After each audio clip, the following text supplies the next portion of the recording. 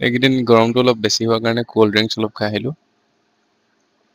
মানে ডেইলি হৈছে এইকেইদিন মোৰ। চ' হে এভৰিৱান, আশা কৰোঁ চব ভালেই আছে। বহুত দিনৰ মূৰত আকৌ লগ পাইছোঁ ব্লগৰ জৰিয়তে। তাৰপিছত এইটো ক্লিপ হৈছে পুৰণা এটা ক্লিপ য'ত মই তেতিয়া নিউজ পেপাৰ কণ্টিনিউ ৰিড কৰি আছিলোঁ। এতিয়া লাষ্ট 2-3 ডেইজৰ পৰা মই নিউজ পেপাৰ চোৱাই নাই। চ' এইটো তেতিয়াৰে ভিডিঅ' হয়। তেতিয়া মই ভাবিছিলোঁ যে এইটো ইয়াৰ পৰা মই ভইচ অভাৰ নিদিওঁ, ভইচ অভাৰ নিদিয়াকৈ ডাইৰেক্ট যিখিনি কথা কৈছিলোঁ ভিডিঅ'টো ক্লিপটো এনেকৈ লগাম। কিন্তু নইজ কেঞ্চেলেশ্যন নথকাৰ কাৰণে মাতটো ভালকৈ নোলোৱাৰ কাৰণে মই ক্লিপটোত কি কৈছোঁ আকৌ এবাৰ কৈ দিব লৈছোঁ। মেইনলি ইয়াতে এইটোৱে কৈ আছে যে ৱৰ্ল্ড বেংকৰ পৰা আমাৰ ষ্টেট গভৰ্ণমেণ্টে পইচা লৈছে লোন হিচাপে। তাৰপিছত তাৰে 90% চেণ্ট্ৰেলে পে' কৰিব আৰু 10% আমাৰ ষ্টেট গভৰ্ণমেণ্টে পে' কৰিব। 250 crore হ'ব।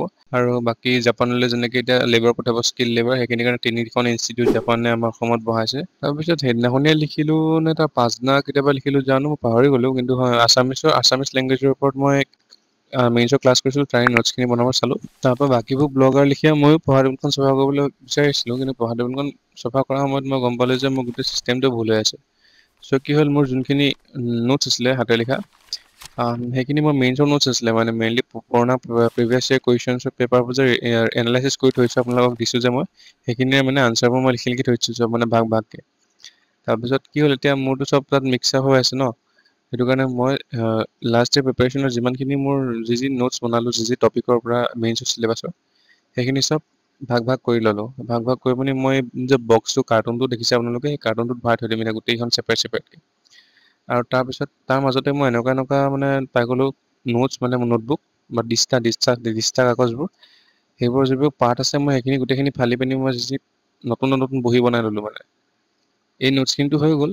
তাৰপিছত যিখিনি পাৰ্ট থাকি গ'ল মানে নোটবুকখন, মানে দিস্তাখনত, সেই থাকি যোৱা পাৰ্টকেইখন ফালি মই বেলেগ আকৌ এক্সট্ৰাকৈ দিস্তা মানে নোটবুক বনাই ল'লোঁ। এতিয়া ভাল হ'ব মোৰ কাৰণে, বহুত মানে পইচা বাচি গ'ল টেক্সট বুকৰ কাৰণে। চ' সেইটো ভাল হ'ল। তাৰপিছত মই এতিয়া ধুনীয়াকৈ চিজিল কৰি পিনি লগাই ল'লোঁ। ইয়াৰ পিছত মই ষ্টেপল মাৰি দিলোঁ চালিয়াকৈ।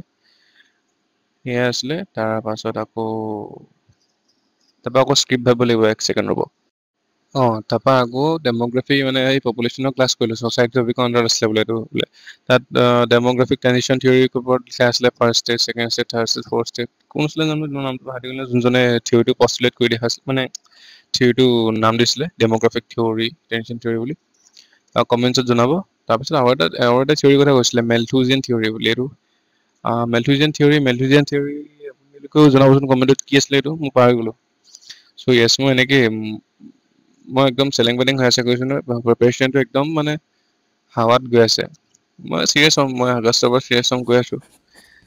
এতিয়া এইকেইদিনটো পূৰা ৰ'দ দিলে, ৰ'দত মোৰ পঢ়া শুনাটো একদম নহয়, দিমাগটো বেয়া হৈ থাকে গৰমত।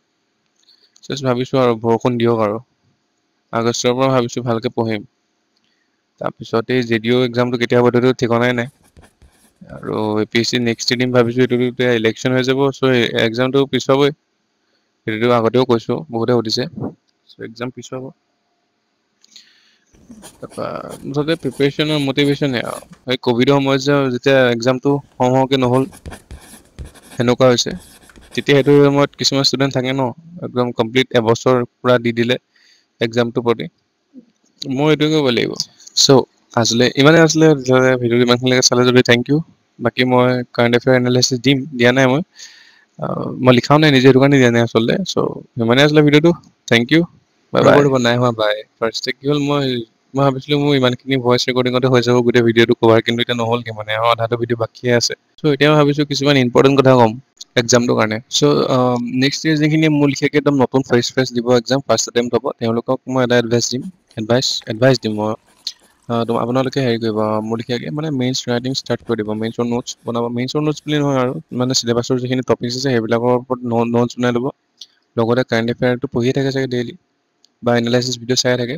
যদি বেছি মইতো প্ৰিফাৰ কৰোঁ যে নিজে পঢ়ক, বা নিজে পঢ়িলে মানে কি হয়, মোক ছাৰহঁতে কৈছে যে মানে সেই ৱৰ্ড আহি যায় আমাৰ মাইণ্ডত, আনচাৰ লিখিবলৈ খুব ভাল হয়। প্ৰিলিমছৰ কাৰণে ইমান ইম্পৰ্টেণ্ট নহয় যদিও, কিন্তু মেইনছটো খুব ইম্পৰ্টেণ্ট ন। চ' সেইটো কাৰণে মেইনছৰ কাৰণে যেতিয়া প্ৰিপেৰেশ্যন কৰিব, কাৰেণ্ট এফেয়াৰ্ছটো খুব পঢ়িবই। আৰু চিলেবাছৰ টপিকবোৰ খুব মানে লিখি ল'ব। মানে এটা টপিক লিখি ল'ব, আৰু তাৰ পৰা তাৰ ডেফিনেশ্যন, কনচেপ্ট, তাৰ pros and cons, way forward, সেইবোৰ চব উলিয়াই পিনি লগতে তাত কাৰেণ্ট এফেয়াৰ্ছৰ সেইবোৰ যিবিলাক পঢ়িছে নিজে, সেইখিনি এড কৰি দিব। এই এক্সাম্পলবোৰৰ ওপৰতে মেইনলি মাৰ্কছটো ডিপেণ্ড কৰে বুলি গম পাওঁ, আৰু সেইটোতো চবেই কৈ থাকে ভিডিঅ'বিলাকতো। টপাৰ্ছৰ নোটছবোৰ চাব, টপাৰ্ছে কি লিখিছে, কেনেকৈ লিখিছে, মডেলছবোৰ তেহেঁতৰ আনচাৰ ৰাইটিঙৰ। সেইখিনি ময়ো চাই আছোঁ আৰু আগষ্টৰ পৰা কৰি আছোঁ নতুন বছৰ আগষ্টৰ পৰা প্ৰিপাৰেশ্যনটো মোৰ ভাল হ'ব বুলি আশা কৰিছোঁ মেনিফেষ্ট কৰি আছোঁ ডেইলি মেনিফেষ্ট কৰিছোঁ যে অহা বছৰে ফাৰ্ষ্ট এটেম্পটোতে মোৰ ক্ৰেক হওক কিন্তু ভাল লাগে এনেকৈ কথাবোৰ কৈ পিনি ইমানেই আছিলে থেংক ইউ বাই